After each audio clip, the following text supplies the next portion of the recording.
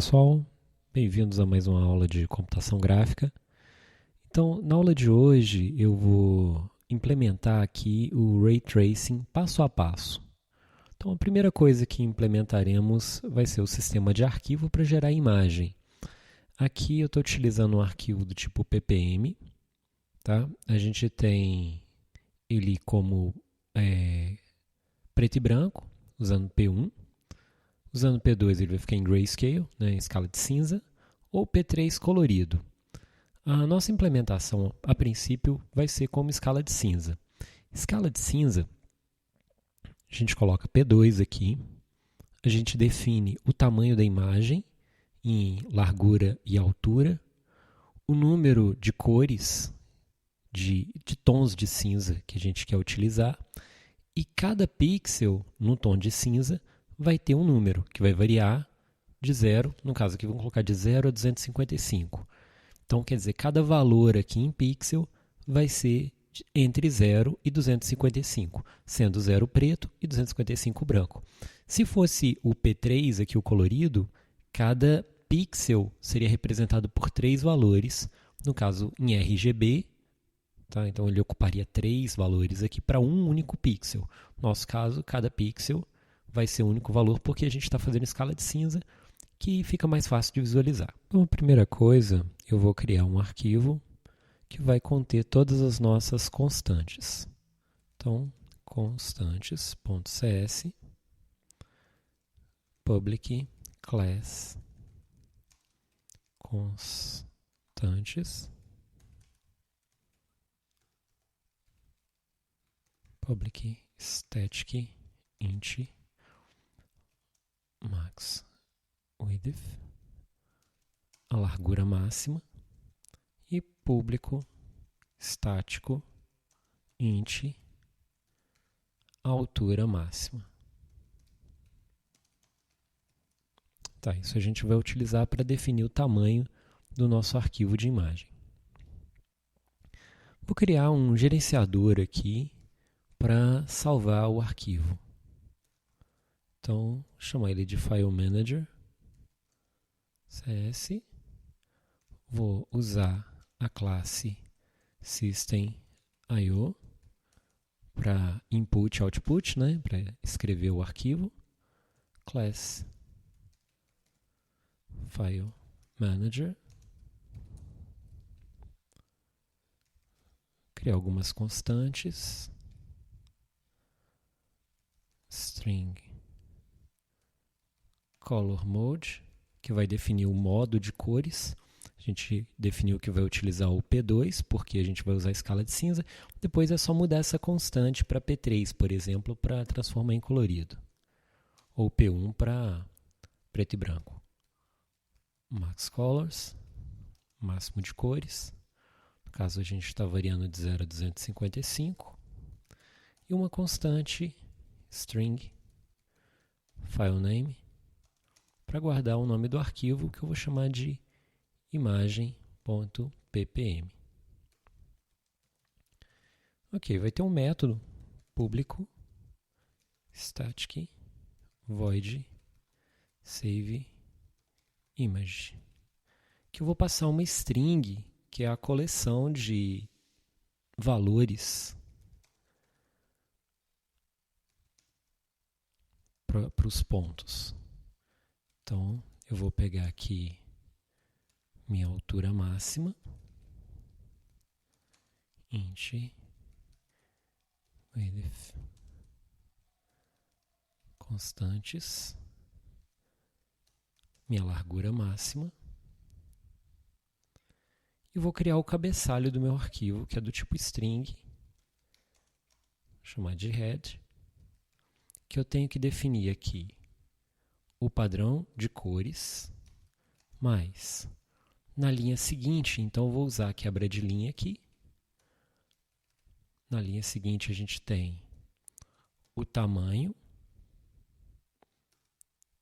vamos colocar só h mais um espacinho, mais a largura, mais uma quebra de linha. Na próxima linha, eu coloco o máximo de cores que eu posso utilizar, mais uma quebra de linha. Pronto, nosso cabeçalho. Nosso arquivo final, ele tem o cabeçalho no início, mais o S, que é o parâmetro que a gente está passando. E o File Manager vai salvar isso num arquivo all-text com o nome do arquivo já definido lá na constante e final file, que é o texto inteiro, dentro desse arquivo. Pronto. Isso é o suficiente para a gente gravar o nosso arquivo. Então vamos agora criar uma classe que vai gerar texturas para dentro desse arquivo. Então eu vou utilizar o Program para fazer isso. Tá? Então o nosso programa principal, vou apagar aqui o programa padrão, ele tem uma string, que é output file. Então ele vai servir para dar o texto completo que vai ser enviado. A gente tem dois laços for. Um que vai começar, eu vou utilizar aqui, vou colocar aqui de 0 a y menor que constantes altura máxima, y mais. Possível fazer o contrário também, começar do final da última linha. For int x igual a 0, y ao x menor que constantes largura, x mais. E agora eu vou definir a minha cor. Se eu colocar aqui cor igual a 127, por exemplo, seria a metade daquelas cores, né? Entre 0 seria preto e 255 seria branco, 127 é a metade. Então, outFile, ele vai gerar para mim um arquivo cinza.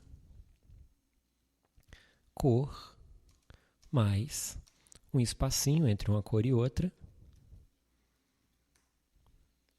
A cada loop de x que ele passa, eu vou colocar para ele ele armazenar um enter, né, uma linha nova, para o arquivo ficar legível. Eu vou chamar o File Manager, Save Image, e passar para ele o out file, que é o arquivo que contém todas as cores. Pronto, isso é suficiente para a gente gerar um arquivo de imagem que possua de 100 por 100, né, 100 linhas e 100 colunas. Vai ser salvo dentro de um arquivo chamado image.ppm. Né? Então, executando isso, então ele gera um arquivo de imagem completamente cinza. Aqui havia um erro, que estava a altura e não o cabeçalho. Tá? Então, corrigi isso aqui. Então, ele gera aqui com o cabeçalho P2, 100 por 100, até 255 e preencheu com 127 todas as linhas. Então, agora vamos criar uma classe que vai definir a cor de fundo. Então, vou criar um novo arquivo, background.cs, criar uma classe, public class background, e dentro public static int um método getColor, que vai receber um x, um y e vai retornar uma cor. Então, no caso aqui eu vou retornar uma cor constante, 127, vai substituir esse método x e y. Então, rodando, ele vai gerar um arquivo novamente só com 127 aqui. Para eu utilizar essa função melhor, vou fazer o seguinte, colocar aqui if x igual a y, ele retorna preto. Caso contrário, retorna. Precisava do caso contrário aqui, a gente já pode dar um return 255 aqui. Então ele imprime branco se os valores não forem iguais. Então isso aqui vai nos retornar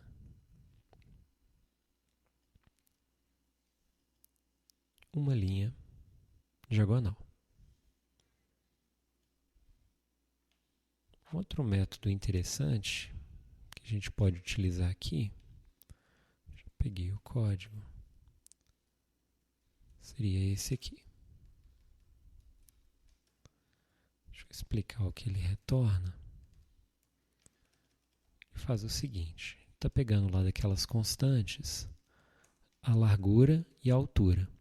Só que eu estou dividindo aqui, deixa eu dividir isso aqui por 5.